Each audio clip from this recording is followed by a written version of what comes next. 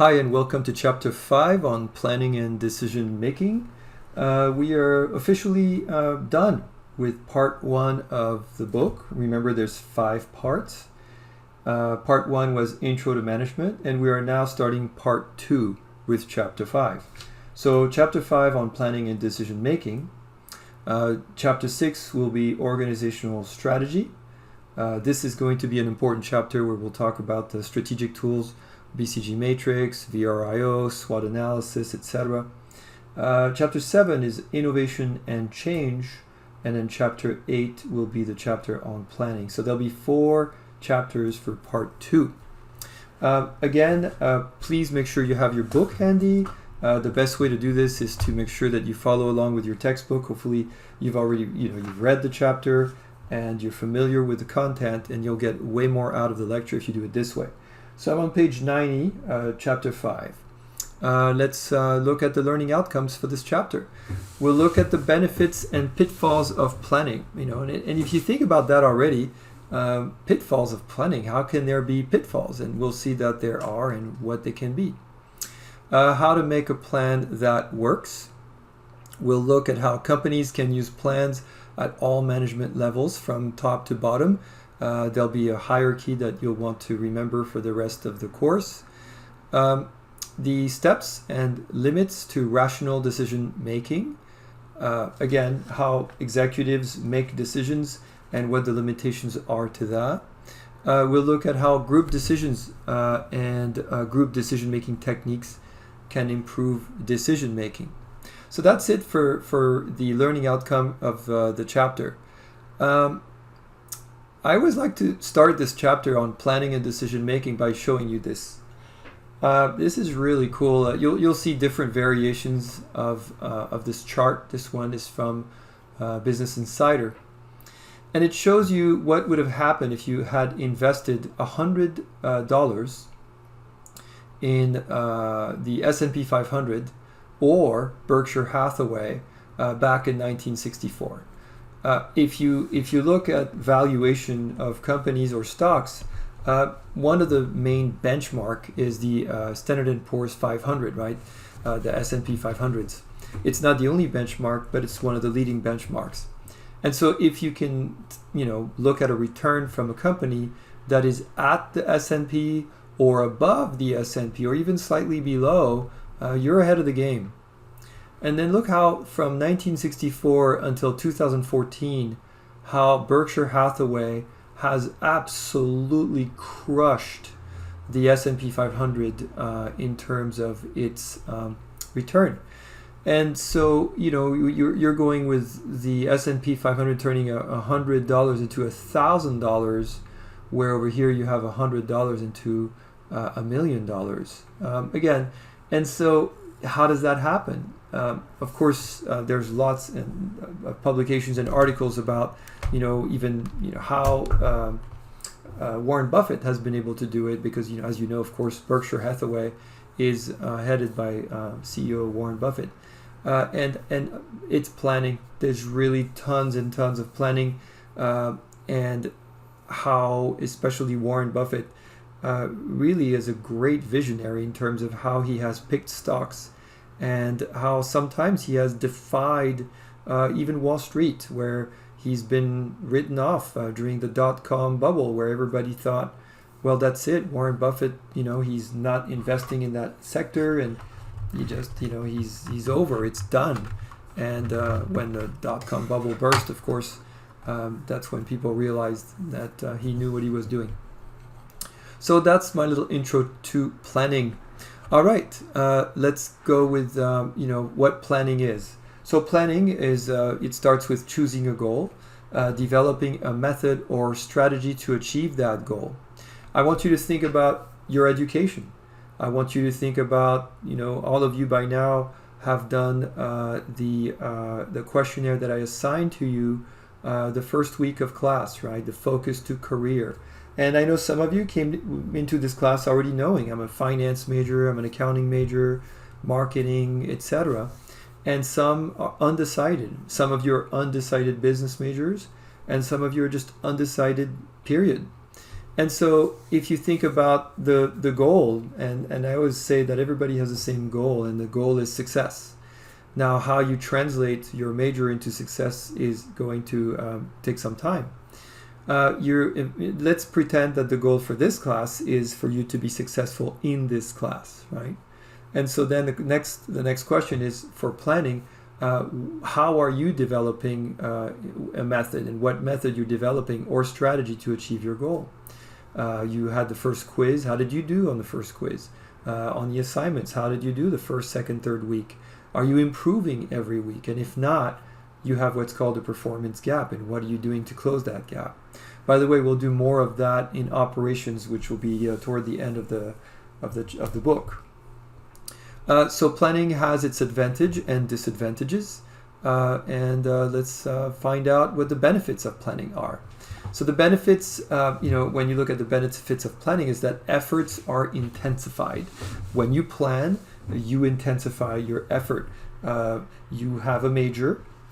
You know what your major is. You know what classes are going to be required for you to continue with this major, and you will intensify the goals that you have that you're following, so that you can reach your goal through your plans. And the way that you do that is with efforts that are intensified. It leads to persistence. Again, I sometimes have to slow my students down. When I have someone telling me they're taking 6 classes, I tell them you might be jeopardizing your GPA. Eventually it might be too much. And students who take too many classes, unfortunately, some of them, instead of doing poorly in one class, they end up doing poorly across the board because it's just too much. So, the intensified effort, the persistence, and more importantly, direction. It gives you that direction. My major is international business. And this is why. There's X amount of over 7 billion people on planet Earth. There's only 330 million Americans. Demand is everywhere. Opportunity is everywhere. Developing countries. You know the why. You know the how. What is going to be your emphasis in global business as a major? Are you going to do global business with an emphasis in marketing with market research, so you can go into international marketing? I mean, again, you're looking at that direction, and as you decide which area you're going, you look at languages, you look at where you're going to transfer, very importantly, what internships you're going to have. It encourages the development of task strategies. And again, I always ask my students, what are you doing? Now, I understand you told me let's pick global business. That's great. That's your major. What are the task strategies that you're developing to ensure that you will be successful with that major? What are you doing to differentiate yourself from others? What internships are you pursuing? And are you tracking your direction? Are you tracking your performance? It's proven to work for both companies and individuals. One thing we know for sure is that companies and people who plan outperform people who don't plan. I mean, that is just, your author has plenty of examples here, Henry Mintzberg and other publications, proving that, of course, it works better. You have to have a plan. So now that we talked about the benefits of planning, let's talk about the pitfalls of planning. And so this is where, we can see that some of the pitfalls are that it can impede change. It can, because, the problem is, you have a company out there, or maybe a whole industry that thinks, we're doing great. The example that your author used, and I decided to highlight that example, was about, the Swiss watch industry, the premium Swiss watch industry, and how that industry actually was really showing very little concern for the Apple Watch when it came out, right? In fact, your author here on page 91 tells us that in 2015, only 25% of makers of luxury Swiss mechanical watches thought Apple's new smartwatch would have a, quote, meaningful impact, end quote, on sales. But by the end of 2015, sales had dropped by $2 billion or 1.6%. And by the end of 2016, sales had fallen again by almost 10% or nearly $19 billion. I decided to give you an update from when the book was written. And here it is. Now, Apple Watch outsells the entire Swiss watch industry in 2019. And you can see the numbers right here. Apple Watch, you have the numbers in the years from 2018 to 2019, from 225 to 307 million. And then over here for the Swiss watch, 242, 211. And so what's alarming is you have a 36% increase for Apple Watch and actually 13% drop for the Swiss watch industry for the across the board. So there was that false sense of security. The pitfall of planning was that it impeded change because the industry, many of these companies thought, no, we're not going anywhere.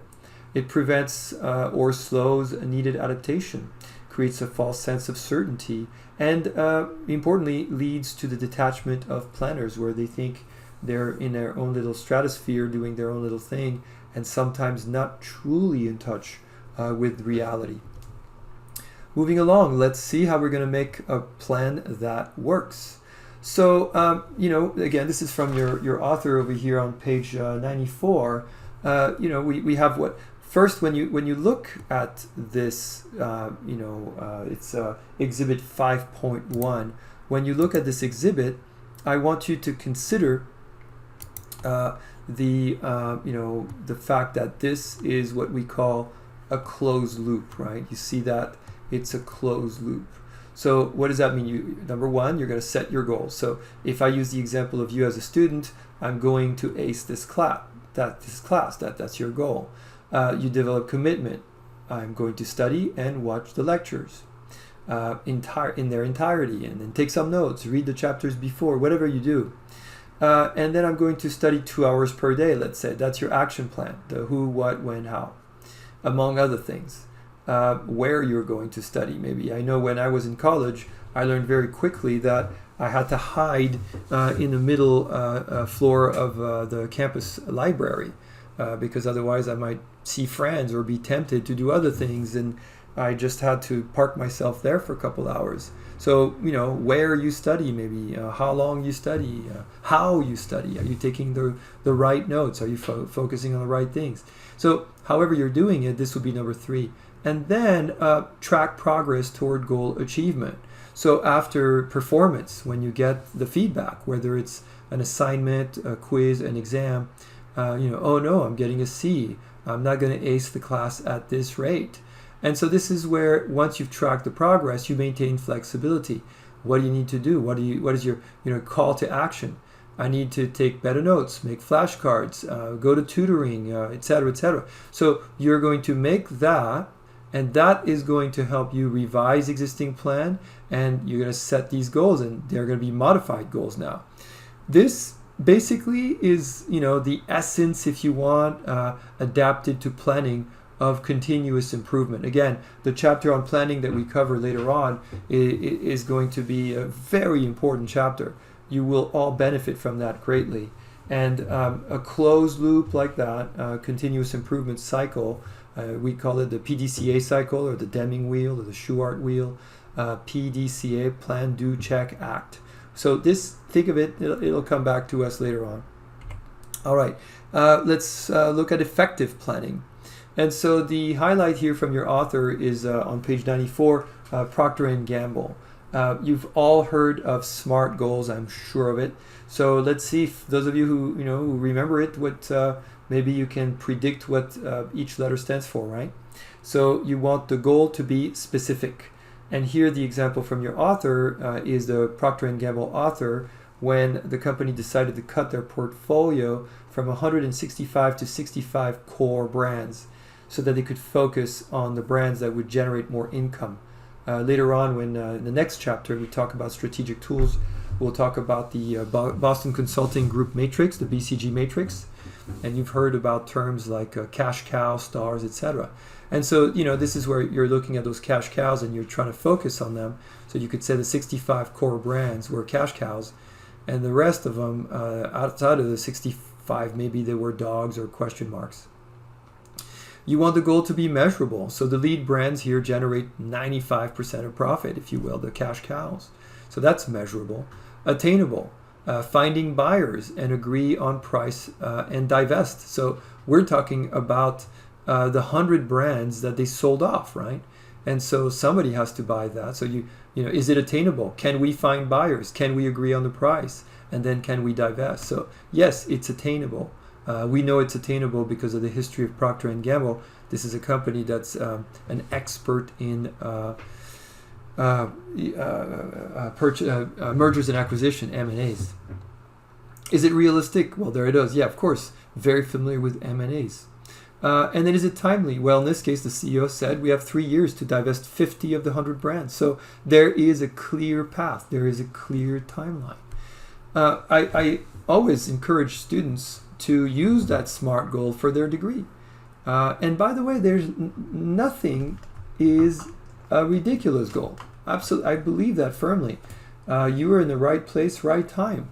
We've had students transfer all over the place. We have in fact, she ended up coming back and working for us at Chaffey College.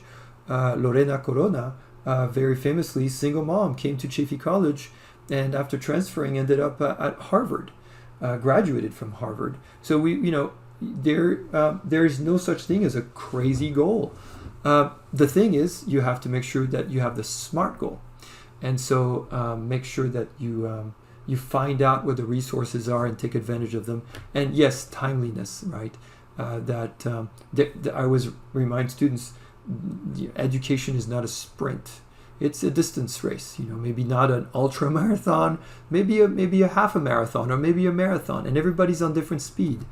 Some of you, you're raising families and you're working full time, so don't beat yourself up if you're not going to be able to do this as quickly as your counterparts who don't have a family and don't work full time. All right, the effective planning. One of the ways of getting there is to look at also, the techniques to increase goal commitment. What are the techniques? The best way to do this is for everyone to set goals together, right? And so you don't want just the boss to come in and tell everybody this is what we're going to do. There were all kinds of examples out there. Henry Winterkorn, who was the former CEO of Volkswagen. Before being CEO of Volkswagen, he was the CEO of Audi. And he was a legend at Audi because he was the guy who really put Audi on the map. In the 80s, Audi was bad news in the US. They had all kinds of really horrible defects that caused accidents. And so for the brand was really damaged. And he decided that he was going to bring it back and really compete with the leading luxury brands. And he did that. It's now a main contender to companies that didn't think that Audi was there. One of the ways he did that at Audi was to always be very mindful to set goals participatively. He had upper, middle, and line get together to set goals that he knew could be achieved. So making sure you involve everyone is a way to increase goal commitment. You want to make the goal public. That's the other thing. You want to make sure that everybody knows this is what we're working toward. And of course, you need top management support. You have to make sure everybody's on board. And in fact, if it comes from the top and the top supports it and involves you, then the odds are that you're going to do very, very well. All right. Next, I'm going to give you a little scenario. Let's see if this maybe sounds familiar to some of you. You're at work, and this is the Monday morning meeting. Maybe for some of you, it's the first meeting of the month. So it's 8 a.m. Your boss initiates the weekly meeting. 15 minutes into the meeting, two colleagues complain about an issue. This is the same issue they complain about each week. Your boss admits that it's a problem and then adjourns the meeting. And so it's, for those of you who are familiar with the term, the Groundhog Day expression, That's what we're talking about. This is just a reoccurring theme. It's the same people complaining about the same problem at every meeting, but nothing seems to happen. So what's missing, right? Well, what's missing is an action plan is what's missing. Somebody needs to say, okay, look, these two people here always come up with the same issue. And we all agree it's an issue, but nothing really seems to come out of it. So how about this? We want to list the steps, the people, the resources, and time period needed to attain a goal. So we ask the people, are you guys willing? Are you guys able to start a subcommittee where you're going to actually research a potential solution for this? And we'd like you to consider who else is going to be on this committee. So what are the steps? What do you need? Who are the people who you need, perhaps? Are there a couple of people with expertise who can help with this problem? What are the resources? Is there a budget that you need? Do we need to buy some things? Do you need access to expertise that might be for hire? And what's the time period? What do you want? A month, 2 months, 6 months? What do you think is reasonable, right? And so we need to come up with methods for tracking the progress, how we're going to figure out how this thing works. So you'll have proximal and distal goals, right? The goals that are proximal are the ones that are going to be the short-term goals, and the distal are the long-term goals. And so there we go, proximal, short-term, and sub-goals, and the distal are the long-term primary goals. As you do that, you provide and you gather performance feedback, right? And in this case, the example from your author is about performance feedback for a large-scale bread factory, right? So let's look at the impact of feedback on safety behavior at a large bakery company with a worker safety record that was 2.5 times worse than the industry average. That's horrible, right? If the industry average for safety is bad, then you're just 2.5 times worse than that. Think about this particular class you're taking here now, this Business 10 class. Think about feedback and think about, how it feels when you take a quiz and you have instant feedback in most cases. Think about assignments and when you complete an assignment and you do get feedback in a timely way. And I do try to give you that as much as I can. Does it help you with your action plan? Do you feel like you have a better grasp about how you can succeed in the class because you don't have to wait until months and months before you get feedback? I've heard students tell me that's a huge frustration for them because they feel like they can't effectively plan for their class and they want to protect their GPA. And that's because perhaps a professor is going to not tell them how they're doing until late in the semester when it's too late to drop. And so we always know that planning works better when you have feedback. And so what I'm going to show you here is Exhibit 5.2 on page 96 from your textbook. What your author does here is pretty cool. You have percentage of incident performed safety, and you have two areas within the company, right?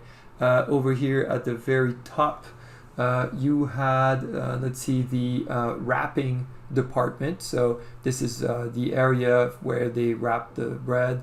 Makeup is not, in this case, has nothing to do with actual makeup, but it's an expression that is used in the department of the bread manufacturing plant for how they pack everything. And so this is cool. What's the baseline for the wrapping department? Their baseline was 70%, right? So 70% of incidents, so safety averages 70%. That's for the first one. If you look at the other department, it was 78, so slightly better, but still not great. And if you look at observation sessions, right? In this case, they started earlier with the wrapping department, and they maintained for a while. And when you look at the safety average, it increased from 70% to 95.8%, right? All of this showing you what happens with safety training, specific goals, and daily feedback, right?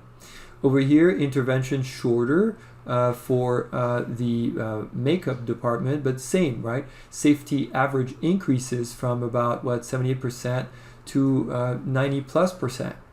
And then for over here, what happens when you stop the feedback? What happens when you stop the intervention? When look at, in this particular case, the baseline drops again, safety gets worse, right? Without feedback, safety averages fails back. So the feedback has got to be consistent, it's got to be permanent. All right, let's look, we're still looking at effective planning, right? There's options-based planning that can be adopted to maintain flexibility. It's keeping options open by making small simultaneous investment in many alternative areas. This leaves commitments open by maintaining slack resources. And what are slack resources? It's a cushion of extra resource that can be used to adapt unanticipated changes. A couple things here. So, I love this quote. It's a Japanese proverb. The bamboo that bends is stronger than the oak that resists. Flexibility, right? It's about flexibility and adaptability to change. It doesn't break. The best plans are flexible and adaptable to change. And so that's for that. All right, now let's skip to the next level now that we've completed that. And let's look at planning from top to bottom. This will probably be a review. I'm sure most of you have heard these terms before. But let's start on the right here. Let's go and look on the right side. So we have this kind of pyramid, this hierarchy, right? You could see this as a pyramid like this, or you could see it as kind of an organizational chart format, but they're all the same. So what you have at the very, very top is the vision. Notice, by the way, that the vision is above the mission. So the mission supports the vision. And top management is responsible for creating and communicating what the mission and the vision of the company is, right? And so if you think about the mission, typically, the mission is going to be who we are, why we're here, where we're going, and how we're going to do it. It should be short, it should be brief, it should fit in the back of a business card. And so that's really what you have here for your mission, for your mission statement. One of the things you should know is that a vision is different, right? Often a vision is what kind of company do we aspire to be, right? It's a broader, harder to reach, harder to describe vision of what the company aspires to be, and the mission supports that, all laid out by top management. And then below that, now you have middle managers, right? So middle managers are the ones that are going to be responsible for the tactical plans. So the upper management, I'm sorry it's missing here, but they're responsible, upper management is responsible for the long-term, the strategic plan, right? So I don't know why it's missing, apologies. But over here you should have something that says strategic plan. Middle manager is responsible for tactical plan. So those are going to be not quite as long as a strategic plan. Strategic plan, some people will say ideally is about 6-year plan. And the middle management is definitely going to be more within weeks, months, etc. MBO, management by objective. Management by objective is kind of going back to something we talked about earlier when I talked about Henry Winterkorn, where it's when you involve decision-making process, you involve the people who are reporting to you, and you together come up with that, right? I'm oversimplifying it. You should know that MBO is actually very important to us here in Claremont, California, because Peter Drucker is the one who really is responsible as being the pioneer of MBO, and he was local. The Drucker School is named after him here in Claremont in the consortium of universities. Anyway, so that's for the middle management. First level managers are responsible for operational plans. So I know we don't have it at the top, but let me just kind of do this right now. Operational plans support the tactical plans, and the tactical plans support the strategic plans, right? All of them have to be aligned to the mission, and all of them have to be aligned to the vision. The mission supports the vision. The first level managers are the ones that are going to come up with single-use plans and standing plans is usually what's going to happen. I'll give you some examples of both. All right, so let's start at the top. Let's go with the top managers over here, and let's see what happens with top managers. Top management is responsible for developing long-term strategic plan. These guys over here might as well be rock stars because this is the executive profile of the Apple leadership. This is what you would describe as top management at Apple. This is taken here from the Apple website. If you just Google Apple leadership, they'll pop up. Obviously, that's Tim Cook, the CEO. But just think about these people here making history, really, really, truly making history by being the executive team of the first company in the history of the world to have a $2 trillion valuation with their market cap rate. And so that's the reason I chose them, by the way. So top management are responsible for developing long-term strategic plan. Clearly, Apple is doing something right with that valuation. Purpose statement is the declaration of a company's purpose or reason for existing. The strategic objective is a specific goal that unifies company-wide effort and stretches and challenges the organization and also has a finish and a time frame. I want to kind of pivot a little bit away from Apple and share another example of a company that's fascinating, and that is Honda. Honda, if you can, same thing, you can Google it. They have a 100-year vision. They're going to turn 100 I think was it 2030, I believe. Yeah. And Honda is fascinating. In fact, if I can recommend a book for you, it's called simply Driving Honda. Driving Honda is the title of the book, and it's a great book. Came out a few years ago, and gives you a little bit of an insight as to the company culture, the history of the company. Soichiro Honda. And if you look at their vision, and if you look at what made the company famous, and if you know a little bit about the company, it's the company's really, in terms of its DNA, is formed around engines, right? The company was founded when Mr. Honda himself made an engine for his wife's bicycle, using spare parts that he found in Japan left behind by American GIs. And so he actually made this motorized bicycle. That's how Honda started. Two things that really got Honda to start. It was in love, and because he made that for his wife, and it was engineering, right?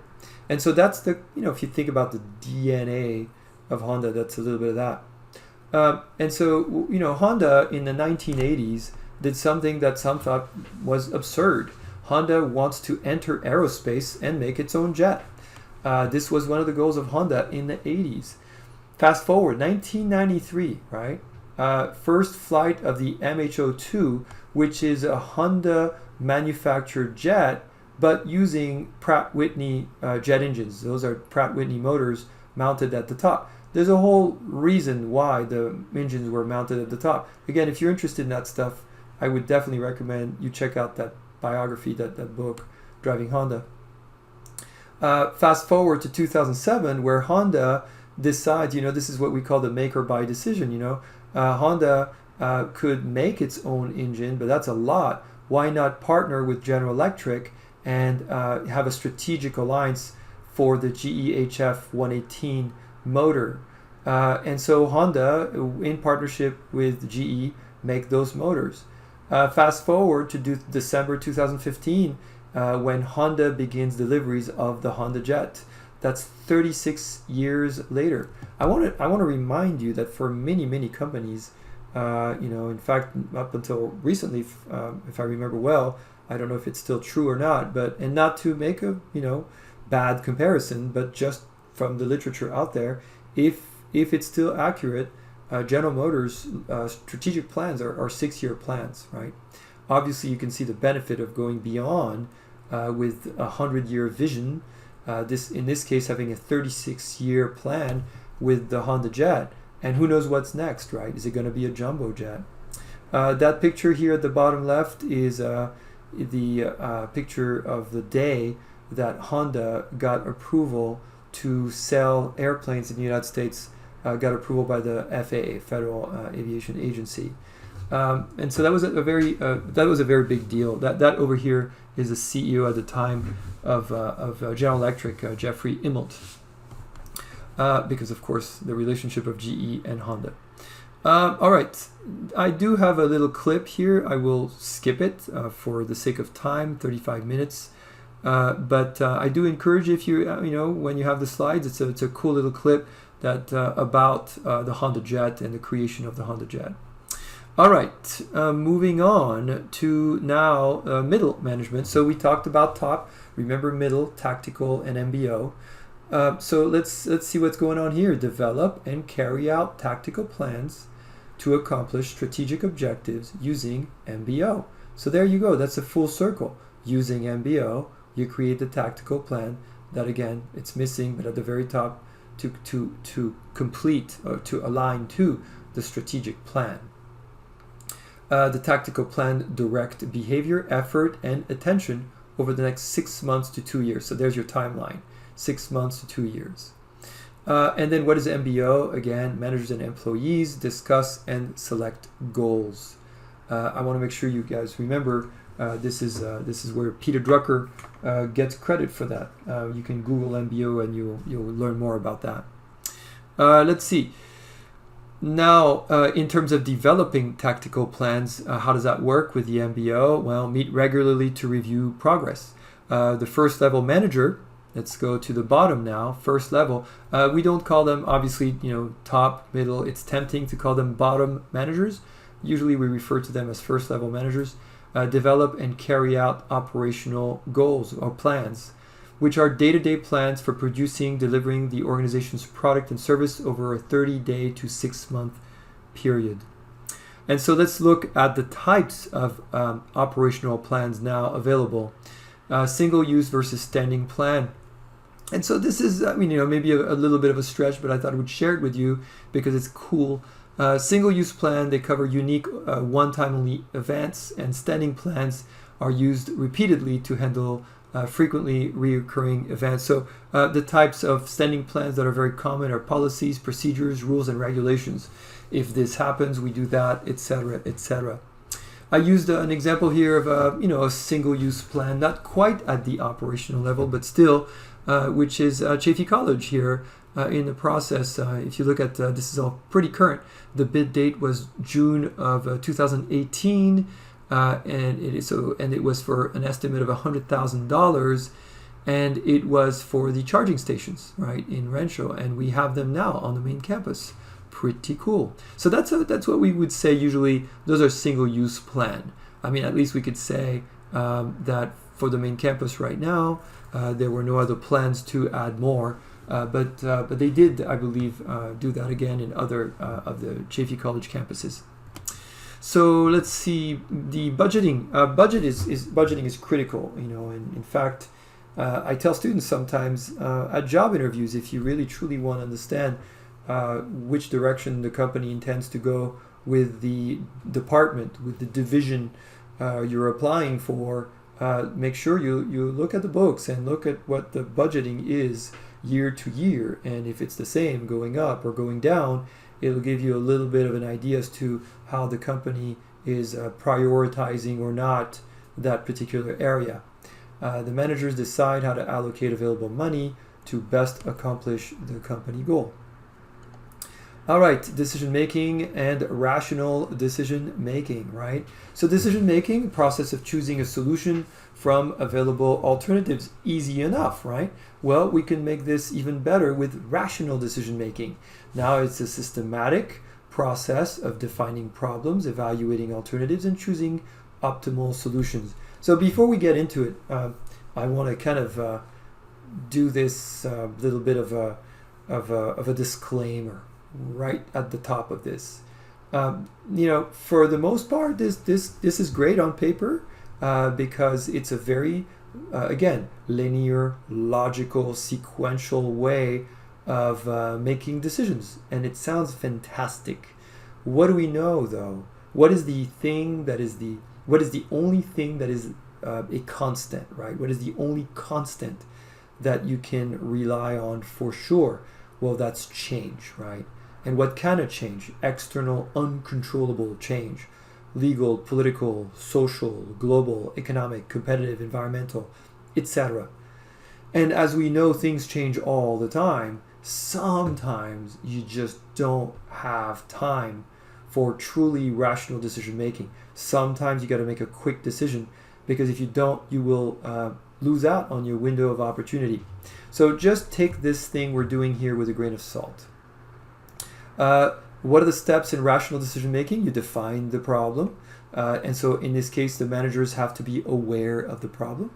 They also have to be motivated to solve the problem. I mean, look at the example we had earlier with the Swiss luxury watch, right? And clearly, some people thought that this whole Apple Watch thing was not really a problem when it came to competition. Do you have the knowledge, the skills, abilities, and resources to fix the problem? So that would be the first step there. Then you have to identify the decision criteria, which in this case is the standard used to guide judgment and decision. How you are framing the problem, how you are framing the solution, the attempt at it. You then weigh the criteria. You have absolute and relative comparison. I like what your author did here on page 103. I love, full disclosure, I'm a big fan of consumer reports. The Consumers Union publishes the Consumer Reports Guide. The Consumers Union is a non-profit organization, and their job is to look out for us consumers and make sure that we're safe and that the products that are sold are safe. They have been the Consumers Union have been responsible for recalls of all kinds of things. You've probably heard about unfortunately, devastatingly, toddlers being killed by furniture. Trying to grab onto a drawer and the furniture topples. Well, it's the Consumers Union that tracks that and often is the first to go to Congress and say, you better do something about that, and laws pass. So that's the Consumers Union. Probably the most famous part of the publication and the number one reason people buy the Consumer Reports Guide is cars, right? Guilty, by the way. I'm curious to see every year who ranks as very reliable and not so reliable when it comes to cars sold in the US. And so what you have here, Exhibit 5.4, it's not on the slide, so you'll have to look at page 103, is the different ways, the different criterias, right? So 1 is completely unimportant, 2 not very important, all the way up to 5 critically important. And what are we measuring? Well, how about reliability? Some people, of course, you would think most people would say reliability is a critically important part of the decision making. Not everybody. Some people just want to buy the car because it looks pretty. And so owner satisfaction is another one, predicted depreciation. And maybe some people think, like, I don't care about depreciation. I will never sell this car, they say, until 2 years later. Avoiding accidents, fuel economy, crash protection, acceleration, ride, front seat comfort. And so in this particular case, you have these comparisons being absolute, meaning that when you look at predicted reliability, last I checked, in the United States, Lexus and Toyota were top, right? So if it is critically important for you to have a car that has the highest level of predictability, those might come in. If, on the other hand, you don't care at all, again, these are factual statements that I will be making. We're in 2020, but Fiat is always very, very close to the very bottom. And so for predicted reliability, not quite there yet. And a lot of people buy them. And obviously, they're not buying them because of reliability, but because of other things here that they really like about the car. That would be an example of absolute comparison.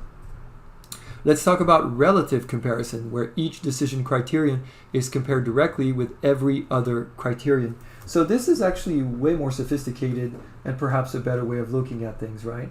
And so you have another way of measuring the relative comparison of, in this case, let's go with home characteristics, buying a home. And so, we live in the Inland Empire, which is close to, LA County. I happen to live on the very, very outskirts of LA County in Claremont, the last city east of LA County. Upland is the first city west of the San Bernardino County. And so, what you find is as you go east of LA, the price of real estate drops. And so let's come up again. I'm on page 104 now, exhibit 5.5.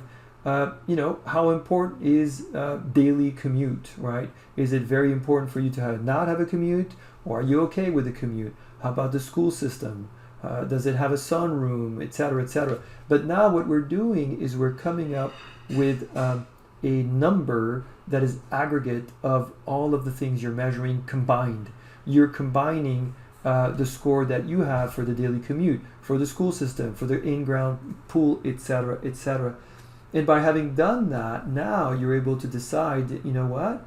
I think that I'm going to go with option number 2 because it's a +5, and so I will buy this house in Riverside. All right, so that's for relative comparison as opposed to absolute comparison. Generating alternative source of action is another step in the rational decision making. You want to evaluate each alternative against each criterion systematically and come up with an optimal decision. This involves multiplying a rating of each criterion by the weight for that criterion and then summing the generated scores. I'm not going to ask you to memorize this particular one. You don't have to look at formulas, anything like that. Managers have to operate in a perfect world with no real world constraints. So those are the limits, right? Those are the limits to rational decision making. Limited resources as well as attention, memory, and expertise problem make it difficult for managers to maximize their decisions. So managers have to satisfice. That's right. This is not a typo. Satisfice. It's a hybrid. Satisfice is choosing a good enough alternative. It's a hybrid between sufficing and satisfying. Not valid for Scrabble, people, unless you play dirty Scrabble. So that's for that. And so that's what a lot of executives end up doing. Maybe they'll be wrong. Maybe they won't have enough of data to make their decision, but they would rather do it and not miss the window of opportunity. In the early 2000, if I'm not incorrect, Jack Welch wrote one of his first biography after he stepped down from General Electric. I believe it was called Straight from the Gut, if I'm not wrong. And it was a really interesting book. But you learn that the mighty Jack Welch, who had really, back then in early 2000, prior to then, really took General Electric and transformed it into a global powerhouse. A lot of the decisions he was making was really that satisficing, where he knew he didn't have enough data, but he just didn't want to miss out on a window of opportunity. And which, by the way, also meant that he had been wrong sometimes about his acquisitions, and he would admit that he had been wrong, but that otherwise he would have missed out on the window of opportunity. So this is where you want to look at it from a portfolio standpoint. As long as you're right more than you're wrong, then you're going to be fine. All right, the advantages and pitfalls of group decision making. For those of you who have taken business law, you probably have been told, or I know in some classes maybe even had to watch 12 Angry Men. It's a classic, at least the original is. Not sure about the remake, but it is a classic. And of course, I don't want to give the plot away, but it has to do with the difficulty and the outcome of the purpose even of jury deliberation, right? And what could be a better example of a group decision making than a jury, right? So let's look at what's good about, in this case, group decision making. In the decision making process, groups perform better than individuals. I posted on SlideShare a while ago this very famous exercise that I use when I do teach the class face-to-face. And it's the Lost at Sea exercise. If you want to Google it, it's Lost at Sea, it's on SlideShare. And you can follow the steps, but basically the idea is you're lost at sea, and there's I think 12 or 15 items that you find on this little raft. And your job is to prioritize them in terms of most needed for rescue and survival to least needed. And they range from a sextant to candy bar and things like that. And so what's great about this particular exercise is that students would rank the items individually, and then they would be put in a group, and then they would have to share their individual ranking, and they have to agree on a group ranking. And then what we do is we compare their survival rate by themselves or with the group. Invariably, 98%, 99% of the class has better odds of surviving when they're with the group than when they're by themselves. Unfortunately, there's a couple of students, I don't know, Eagle Scouts if you want to call them that, who were not able to convince the group that they really knew their stuff and would do better on their own, but they're just the outliers at usually 1 to 2%. So the advantages in this case, the group performs better than individuals in defining the problem, in generating alternative solutions. What are the pitfalls? Well, the pitfalls are groupthink. And I know groupthink, the word sounds like, wow, that sounds like a good word. It's quite bad. It's caused by pressure within the group for members to agree with each other, right? And this could happen for different reasons. We'll talk about this more later when we get into a chapter where we deal more on communication. But imagine maybe there's a bully in the group, and then people just hate working with this person, and they go, oh, you know what? Let's just get this over with, and let's do it their way so we can get out. That will be groupthink. There's pressure. Maybe it's an expert. Maybe there's someone who has way more expertise than anybody else. Well, they think, well, what does the expert think? And let's just do it this way. Maybe there's no budget. Maybe this is so stupid. We know we can't get this to happen anyway, so let's just come up with something. Or maybe you culturally and in many other aspects, you are too close to the group. You guys are really your best friends and you work really well together and you don't challenge each other. And so, somebody comes up with an idea and you all think it sounds great and let's go to happy hour. So that could also be groupthink. And, later on we'll talk about how to resolve for that, how to solve for groupthink. The pitfall also of group decision making is it does take more time. And like we said earlier, individuals can dominate group discussion. All right. Conflict. Speaking of groupthink, let's go into conflict. So I'm sure, unfortunately, you've all experienced various types of conflicts in a group environment. There's good conflict. This is the cognitive conflict. The C stands for cognitive. And so this focuses on problem and issue-related differences in opinion. It involves a willingness to examine, compare, reconcile the differences to produce the best possible solution. So you're in a group environment, let's say, and you have ideas and you share your ideas and your ideas are challenged, right?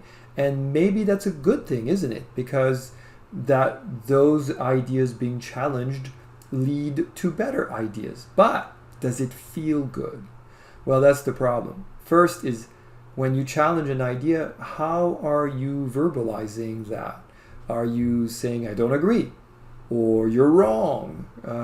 And so we'll talk more when we talk about communications, how to disagree with someone and making sure that you keep everything neutral. Now, I'm sure you've all heard of the sandwich approach, for example.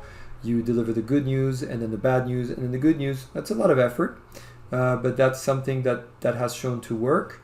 But there's also more to it.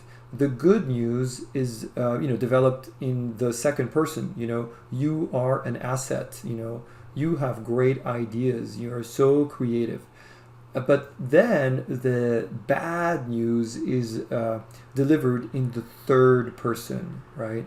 So, well, the idea would have to meet the criterion of the budget. We're not talking about you. We're talking about the idea. Or, whatever you said, X. X would have to meet the standards of XYZ. And so that would be C-type. However, when it's too late and we go into the A-type affective conflict, now it's bad news. Because you focus on individuals or personal issues, it results in hostility, anger, resentment, distrust, cynicism, and apathy. And so it's super important to make sure that you always work hard to maintain a cognitive conflict, because you need a healthy cognitive conflict in meetings. Otherwise, you're going to go back to groupthink. But on the other hand, you have to make sure that they don't slip and get into affective conflict, where now you have a lot of very upset people. And so how can we create C-type conflict and avoid slipping into A-type conflict? All right. First, assign a devil's advocate, right?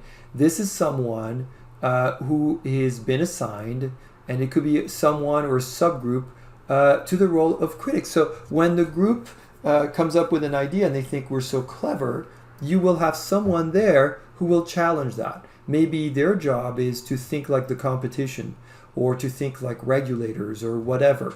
And their job is to challenge. And you will come up with really better ideas that way than if you just congratulate everybody on how clever they are and release a horrible product or idea. The other one is a dialectical inquiry.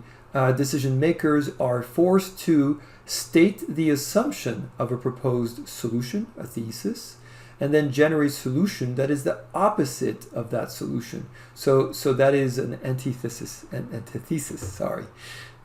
so that would be an example of a dialectical inquiry, going back to the Greeks on that one. Moving along, the nominal group technique and Delphi technique. So let's go with nominal group technique first, very popular. And so here, NGT begins and ends by having a group members write down and evaluate ideas. So it's kind of interesting the way that it works, right? There's a quiet time involved, right? And so in this particular case, you have everybody writes down their definitions, alternative solutions as possible, and you begin by having the group members act as individuals, and one at a time. After the quiet time, the group leader asks each member to share one idea at a time with the group. They read aloud the ideas and posted on flip charts or wallboards for all to see. And this step continues until all ideas have been shared. In the next step, the group discusses the pros and cons of the idea, and the NGT closes with second quiet time, in which group members independently rank the ideas presented. So that would be the nominal group technique. It improves group decision making by decreasing the A-type conflict, right? Everybody is doing it that way. And then we're getting into the Delphi technique.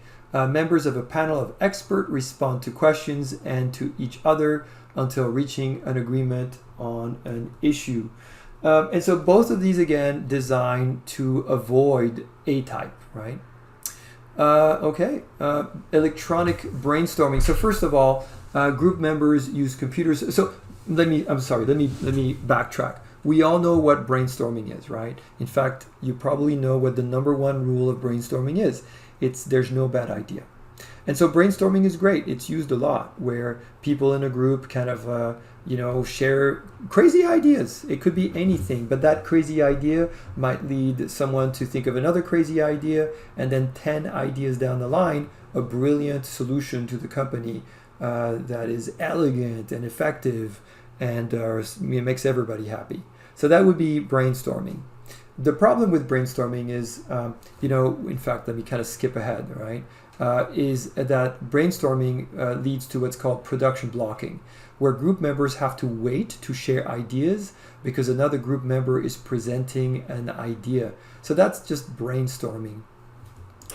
Electronic brainstorming resolve the disadvantage of face-to-face brainstorming by having everyone do this live on a computer without having to wait. They can basically brainstorm without waiting for somebody to finish, because when you have production blocking and you're waiting for some long-winded person to tell you their idea, by the time they're over, you completely forgot what you were going to say, and you're just thinking about where you're going to go for lunch. Also, there's something called evaluation apprehension, which is the fear of what others will think of your ideas. And again, we're trying to avoid, A-type conflict. And so what's great about electronic brainstorming is it gets rid of the evaluation apprehension and keeps everything at the cognitive level. All right. Well, I hope that this chapter is interesting. It really is an important chapter, as it's going to be, again, the springboard that's going to help us get into organizational strategy, chapter 6, which is, by the way, when I'm really going to start talking about the class project, because the class project can't truly start until we begin chapter 6. So this week is going to be about picking a company and thinking about what company you're interested in, a publicly traded company, by the way. I'll give you all the materials to figure that out. And then next week, when we get into organizational strategy, your job will be to use what you've discovered and what you're researching with your company and analyze that information to apply strategic tools to that. And by the way, that will be part of the assignment. So you'll get points for basically constructing your class project, which will be worth 10% of the grade. All right. I hope that you got a lot out of this. As always, please let me know if you have any questions, and let's go over some of the key terms, just again making sure that you recognize everything here has been covered, and get your key terms out of the way. Always get all of your key terms out of the way to make sure that you're prepared for the exam. And I know we have decent amount of key terms there. Make sure that you also, in terms of key points, you're able to summarize each of them and understand them. And that's it for this chapter. See you next time.